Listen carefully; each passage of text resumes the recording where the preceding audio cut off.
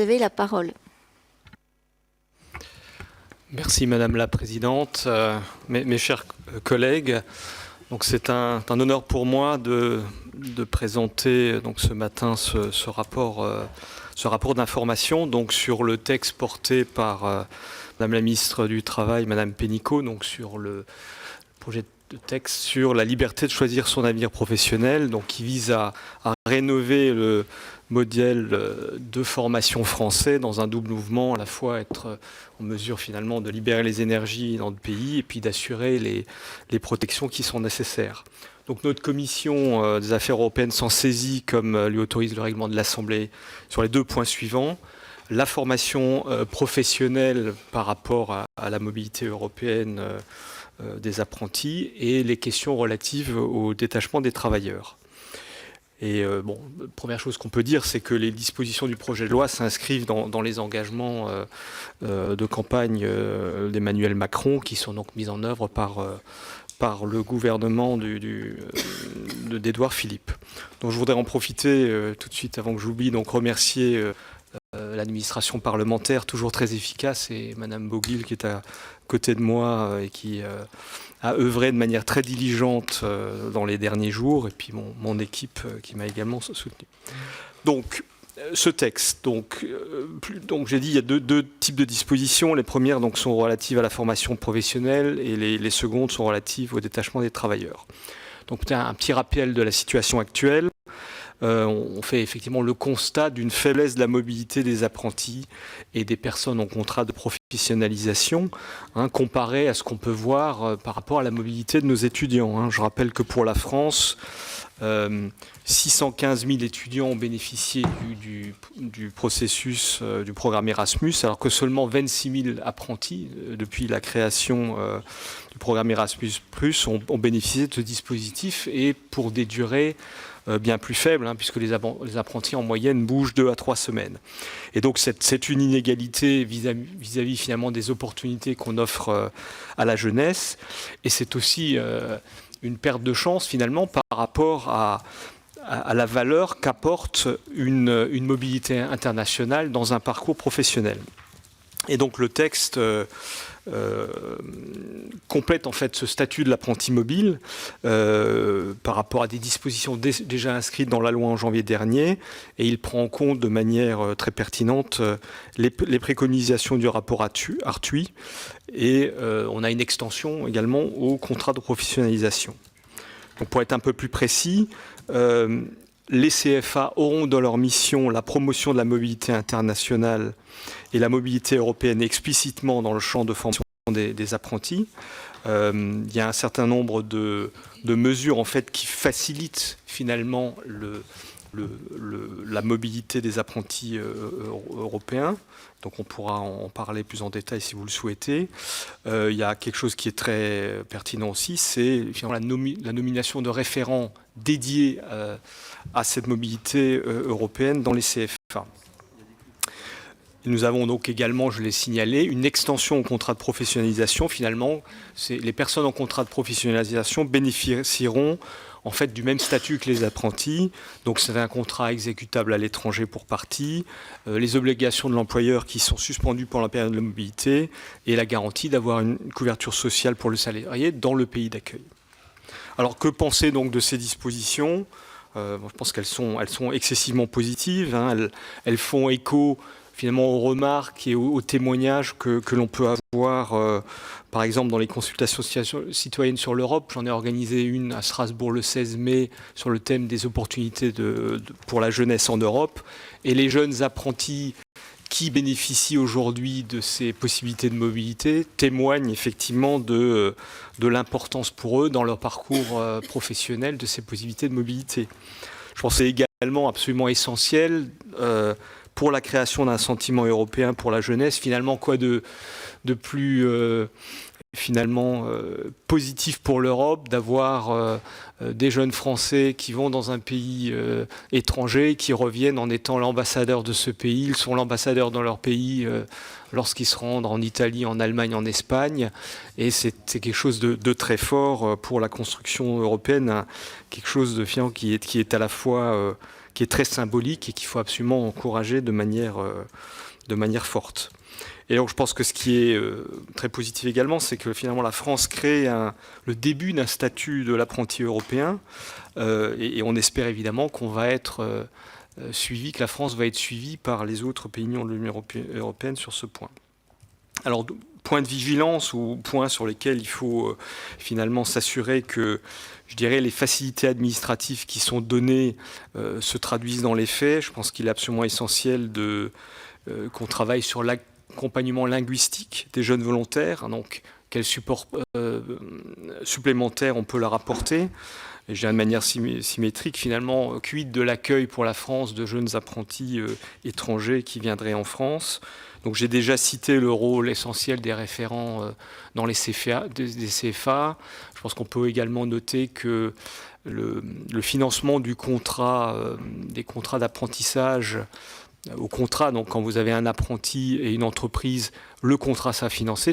Ces dispositifs permettent de financer de manière supplémentaire les CFA qui feraient un effort particulier pour encourager la mobilité des apprentis dans d'autres pays européens. Et je pense qu'au-delà effectivement des dispositions légales, il est important effectivement que tous les acteurs, les branches, les CFA, s'emparent de ces nouvelles possibilités. Il faudra faire preuve de beaucoup de volontarisme pour finalement avoir le plus possible d'apprentis faisant un cursus à l'étranger. Ensuite, deuxième point, peut-être aussi ne pas seulement voir les choses comme exportons nos apprentis, mais aussi créons les conditions dans lesquelles la France pourrait accueillir des apprentis d'autres pays européens. Nous avons des filières d'excellence à faire valoir, soit dans des domaines dans lesquels la France est connue pour son excellence de manière historique, la restauration, l'hôtellerie, les métiers d'art, mais aussi évidemment les métiers dans lesquels la France est en pointe d'un point de vue scientifique. Je pense notamment à tout ce qu'on peut faire en matière d'innovation numérique dans le domaine de la santé. Et donc voilà, c'est l'encouragement pour nos partenaires à mettre en place des dispositions analogues.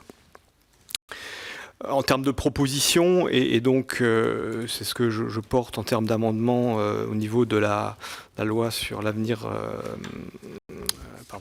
donner des opportunités, la loi de choisir son avenir professionnel, c'est effectivement de faire le point des dispositions mises en œuvre pour voir ce qui fonctionne et ce qui doit être amélioré, et puis mettre en avant Campus France pour qu'il puisse effectivement, comme il le fait déjà dans l'enseignement supérieur, mettre en place des dispositifs qui feraient la promotion des dispositions de formation professionnelle à l'étranger et ainsi favoriser la mobilité à l'accueil des travailleurs titulaires de contrats d'apprentissage et de formation professionnelle. Donc voici pour le dispositif concernant la mobilité professionnelle des apprentis. Concernant les dispositions relatives au détachement des travailleurs. Donc je pense qu'on est dans cette philosophie qui est portée donc depuis un an par le président de la République avec tout le travail qu'a mené la France au niveau européen pour la révision des directives travailleurs détachés. Il s'agit bien de revenir à philosophie de la directive des travailleurs qui est de favoriser les prestations de travail de services ponctuels et non finalement s'exposer à une concurrence déloyale du fait des différences de niveau social dans les différents pays européens. Donc double philosophie ici, à la fois il y a des allègements des contraintes administratives dans certains cas spécifiques, où vraiment on est dans cette thématique de prestation de services ponctuels, et de l'autre côté, renforcer les sanctions en cas de fraude. Donc sur l'assouplissement des contraintes administratives, on peut citer ce qui va permettre aux entreprises opérant en zone frontalière de travailler de manière plus pertinente. On a effectivement beaucoup d'échanges des deux côtés de la frontière pour des entreprises, effectivement, par exemple allemandes, qui viennent travailler en zone frontalière française pour des prestations de services ponctuels. Et on rappelait que pays comme l'Allemagne et l'Autriche ont déjà des dispositions équivalentes pour permettre la réciprocité, donc permettre à des entreprises françaises ou étrangères de travailler sur leur sol. On peut citer ce qui relève des entreprises qui interviennent pour des courtes durées, par exemple dans le cas de voyages d'affaires ou dans le cas d'organisation de festivals, qui sont des choses qui font partie du quotidien des entreprises. ce qui relève du détachement ou du travail détaché pour les entreprises opérant en compte propre. Hein, l'exemple, une société allemande établie effectivement en Allemagne, opérant pour son compte des opérations de maintenance sur un établissement industriel établi en France. Hein, donc ça fait partie finalement de l'activité interne de l'entreprise. Je rappelle que 17% des déclarations actuelles de travail détaché en zone frontalière relèvent de ces opérations compte propre. Et puis la suppression du droit de timbre, qui était une disposition prévue dans la loi, qui n'a jamais vu son décret d'application mis en œuvre et qui a été vu par nos partenaires comme une contrainte excessive et qui pouvait d'ailleurs être attaquée au niveau européen. Sur l'approfondissement des sanctions, c'est la hausse des amendes administratives en cas de fraude au noyau dur ou de manquement d'obligations déclaratives. C'est-à-dire qu'on dit, voilà, dans les cas où nous avons effectivement un détachement effectif, il faut être absolument très rigoureux sur les amendes qui pourraient être infligées aux entreprises qui ne respecteraient pas les règles. Extension des droits, des possibilités par l'administration préfectorale de clore des établissements d'entreprises qui auraient mis en œuvre des dispositions de travail illégales, là aussi plus grande fermeté. Un nouveau cas d'infraction de travail dissimulé par rapport à des entreprises en fait qui se prévaudraient de la directive travail détaché, mais qui en réalité s'établiraient à l'extérieur du territoire français, mais exerceraient en fait en réalité une activité stable et continue en France. Diffusion automatique de certaines condamnations pour travail dissimulé, le nommé désigné et faire honte, puisqu'on voit bien qu'il est important que les entreprises qui se trouvent coupables d'activités frauduleuses en fait soient désignées, parce qu'en fait il faut favoriser celles qui sont vertueuses et mettre en évidence que nous avons malheureusement des entreprises qui ne jouent pas les règles. Et puis extension des pouvoirs de l'inspection du travail, accès aux données sur support informatisé, nouveaux pouvoirs d'enquête, là aussi donner plus de moyens à l'administration pour pouvoir jouer son rôle de support. Donc que penser de ces mesures? Donc c'est effectivement des mesures pragmatiques qui doivent être soutenues. Donc comme je le dis, revenir à l'esprit du détachement des travailleurs. La France n'est pas contre le détachement des travailleurs, mais lutte contre la fraude au détachement des travailleurs. Il faut rappeler qu'effectivement, beaucoup de salariés français sont eux-mêmes détachés pour travailler dans les pays de l'Union européenne, que ce soit dans les zones frontalières et un autre. Donc il ne s'agit absolument pas de fermer la porte. Restons vigilants sur les négociations bilatérales, notamment qui vont couvrir le travail détaché en zone frontalière, de manière à ce qu'on ait bien un équilibre de l'accord et que nous soyons vigilants par rapport aux intérêts nationaux. Et l'assouplissement des formalités pour certaines catégories de détachement doit permettre de redéployer des moyens de l'inspection du travail pour intensifier la lutte contre les fraudes au détachement des travailleurs. Cette lutte doit être impitoyable, notamment dans les services où on sait que les fraudes peuvent être nombreuses, le bâtiment, les transports, l'agriculture. Et donc je propose qu'on mette en place une évaluation de ces dispositions au cours d'un certain temps, 2 ans, afin de vérifier la pertinence, l'efficacité, la suffisance de ces mesures. Et donc je dirais de manière plus générale, nous devons absolument poursuivre au niveau européen le travail engagé pour aboutir à une convergence sociale réelle, afin que les dévoiements qu'on peut constater que la directive sur le travailleur détaché ne soient plus possibles pour les fraudeurs, et donc finalement qu'on aille vers ce salaire minimum européen, cette assurance chômage européenne. Et je salue en fait le rapport pour information dont la Commission des affaires européennes va se saisir sur le socle européen des droits sociaux qui doit nous donner la direction vers laquelle on veut aller. Voilà, donc j'en ai fini pour mon exposé. Donc vous avez à la conclusion du rapport d'information, vous avez en fait les conclusions formelles. Je ne sais pas s'il est nécessaire de les lire en détail. Je peux peut-être proposer qu'on enchaîne sur la discussion si vous avez des discussions plus précises, oui. De manière à pouvoir répondre à vos questions. Merci, monsieur le rapporteur. Y a-t-il des questions, des précisions Madame de Courson?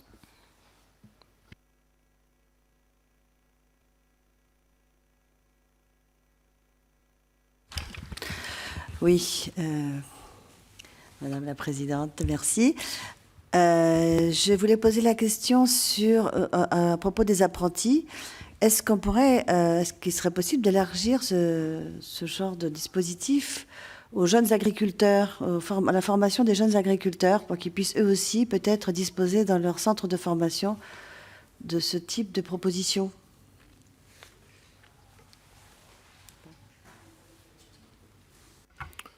Je pense que rien dans les dispositions prévues ne l'interdit, hein, puisque comme j'ai spécifié, en fait, par rapport au financement de l'apprentissage, il est possible effectivement, alors pour les personnes en apprentissage, hein, il est possible effectivement de bénéficier d'une part des bourses Erasmus+, et d'autre part de bénéficier d'un abondement pour permettre effectivement aux jeunes qui seraient dans cette situation de bénéficier de ces dispositions. Je pense que ça revient effectivement aux branches professionnelles, hein, aux chambres de l'agriculture, effectivement, de voir comment est-ce qu'elles peuvent mettre en œuvre ces dispositions. C'est-à-dire que la loi favorise, simplifie d'un point de vue administratif, donne finalement de nouveaux droits et des possibilités de protection sociale aux jeunes qui seraient dans un pays étranger. Je dirais aux acteurs de s'emparer de ces possibilités, de construire aussi, évidemment avec leurs partenaires européens, de construire ces possibilités. Donc c'est finalement ici un appel au volontarisme de tous les acteurs qui sont impliqués pour favoriser cette mobilité européenne.